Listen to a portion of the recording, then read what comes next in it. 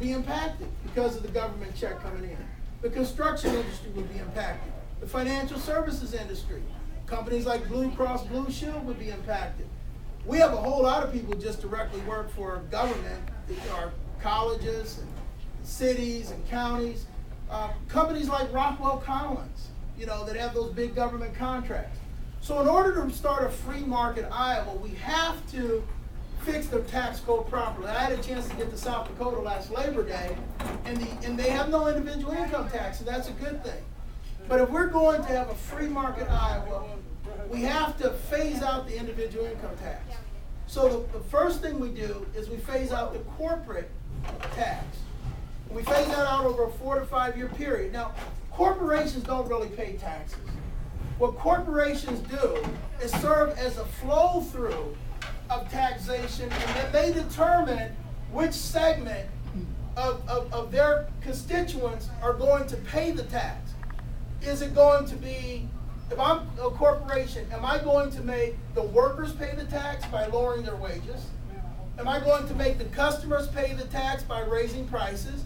Or am I going to make my investors pay the tax by reducing profits? And I get to referee as a corporation who pays the tax, but corporations don't really pay the tax.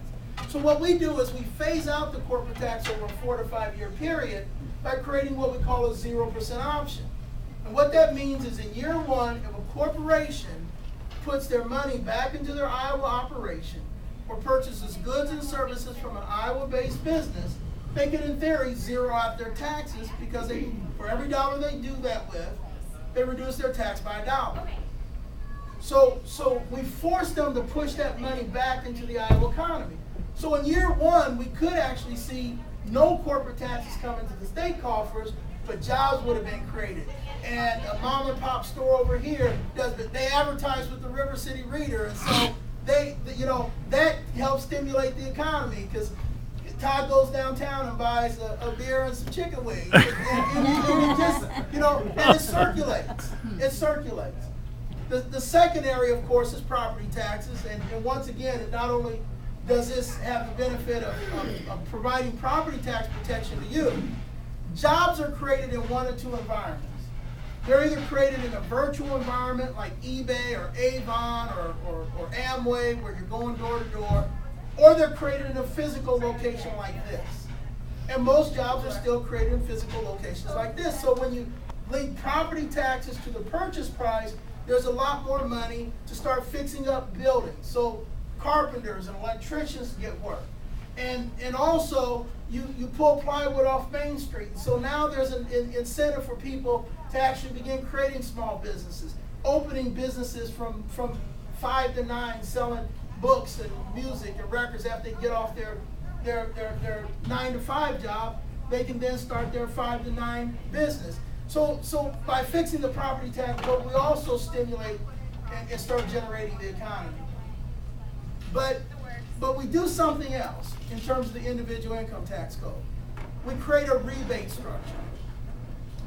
15% of your income tax bill can be invested.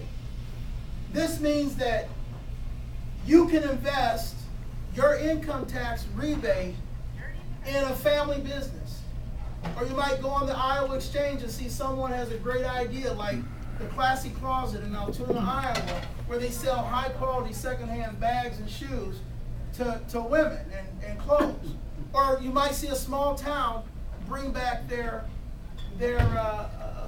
grocery store or bank. And also, this has a great benefit for small town Iowa, because right now what happens, we actually have 3 forms of rebate. I'm not going to fund Planned Parenthood, but I'm not going to fund your church either. I tell people, we're going to fund only those things that are an essential part of government, and I'll veto everything else.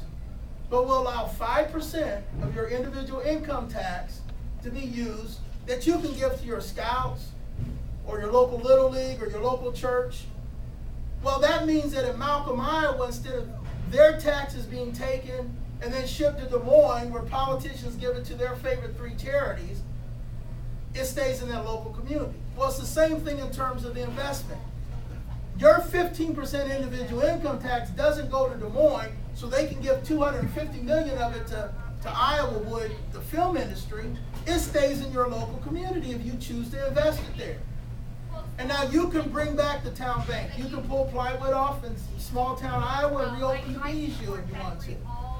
But it's free market capitalism. You might even see a group of young men get together in somebody's mom's basement, come up with the next Facebook 10 years later. They're all in their mom's basement, but they're all rich now. like the Facebook guy. Free market capitalism. The people waiting on us today would be free market capitalists and have the ability to invest. And then another 10% is used for rural investment. Now eventually over 10 years, the rebate structure becomes 100%, and then hopefully in 2022, in the Iowa Constitution, Iowans would come together and abolish the individual income tax in the state. So the goal is to eventually get to the point where we abolish the individual income tax. Now in 2012, Iowans need to go into the Constitution and fix the property tax. And then in 2002, completely eliminate the individual income tax. But we have to do it gradually because our state is so heavily dependent on government. Plus remember, under my administration, we stop chasing the federal dollar. We start rejecting a whole bunch of that federal money. So we do have to have some transition responsibly in the state. Yes, ma'am. Like right now, our courts are on furlough, one day a week, because we don't have enough money to. Well, we have enough money now.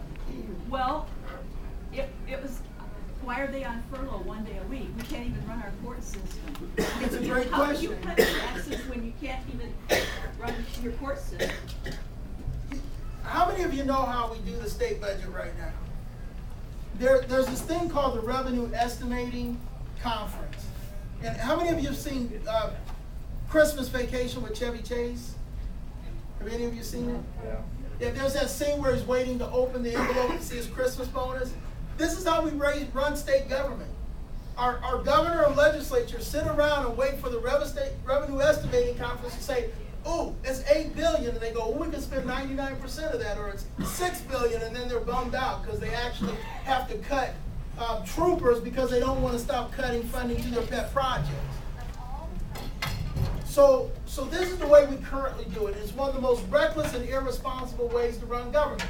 Governor Branstad brags about having created it. Of course, he created it because he kept getting busted with 2 sets of books. You know, and let me say this, I personally like the two gentlemen. I know them both. They're really nice guys.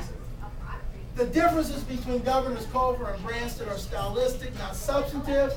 And when Governor Branstad criticized Governor Culver for signing the largest budget in Iowa history, I believe Branstad signed 16 times the largest budget in Iowa's history. So, you know, people who live in glass houses ought not buy quarry rocks. Now, I would abolish this revenue estimating approach and do 2 things. One, I would institute a 4-year flexible freeze that simply says this is the ceiling and we go no higher than this, period. Second, we go to zero-based budgeting. We look at troopers. We're 100 troopers short. We're supposed to fund state troopers. We're not supposed to fund a film industry. There's nothing essential to the mission of state government about funding a film industry. We dumped anywhere from $250 to $500 million into that boondoggle while we're 100 troopers short. So we fund troopers at 100%. We fund courts at 100%.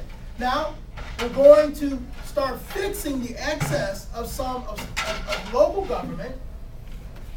You know, Florida has like 67 counties, Iowa 99. Of course, we're bigger than them, so we need 32 extra counties than they do, I suppose. But we're not bigger than them, Tim. Tim's shaking his Tim works for us. He's like, no, they're not bigger than us. We don't want them to catch on being inaccurate. So we're going to fire some bureaucrats at the local level too. But our courts are supposed to be open. We're supposed to fund public safety. Education's in the Constitution of Iowa. So we fully fund education, although we also fire about 12,000 bureaucrats in the education system now. Normally, when I say that, I make sure I'm wearing either my pink or purple tie, because you can fire people easier when you're wearing, seriously, when you're wearing a pink or purple tie, you can say things like, when I get done firing people, Donald Trump's going to ask to be my apprentice, and I'm wearing a pink or purple tie. You know, I'm not today, so I don't get the same reaction. But,